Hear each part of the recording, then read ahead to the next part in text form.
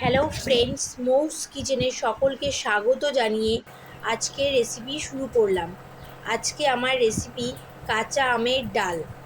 এই কাঁচা আমের ডাল করার জন্য আমার যে সমস্ত উপকরণ লাগছে সেগুলি হলো 100 গ্রাম মুসুর ডাল, একটা মাঝারি সাইজের কাঁচা আম, আর লাগছে 2টি শুকনো লঙ্কা, পরিমাণ মতো নুন, হলুদ, চিনি।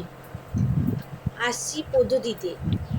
গ্যাসের ওভেন অন করে প্রেসার কুকারে ডালটা সেদ্ধ করে নিলাম। এখানে আমি বলে থাকি, ডাল আর আম কিন্তু একবারে সেদ্ধ করবেন না, তাহলে ডাল সেদ্ধ হবে না।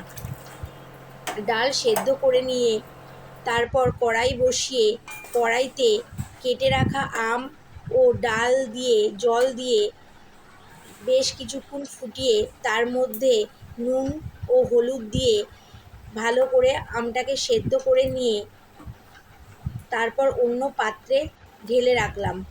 এবার কড়াইতে পরিমাণ মতো তেল দিয়ে তেলটা গরম হয়ে গেলে তাতে শুকনো লঙ্কা ফোড়ন দিয়ে আগে থেকে সেদ্ধ করে রাখা ডাল ও আম ওর মধ্যে ঢেলে দিতে হবে।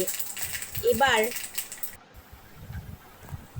ঢেলে দিয়ে তারপর বেশ কিছুক্ষণ ফুটিয়ে নিয়ে যদি আপনি চিনি পছন্দ করেন তাহলে পরিমাণ মতো চিনি দিয়ে আরেকটু বেশ কিছুক্ষণ ফুটিয়ে নিলেই তৈরি হয়ে যাবে আমের ডাল। এই আমের ডাল এই প্রচণ্ড গরমে খুবই উপকারী একটি রেসিপি। আপনারা যদি খুব পছন্দ করেন টক খেতে, তাহলে আমের পরিমাণটা একটু বাড়িয়েও দিতে পারেন।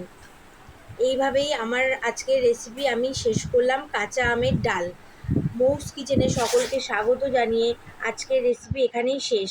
আপনাদের যদি এই রেসিপিটি ভালো লেগে থাকে তাহলে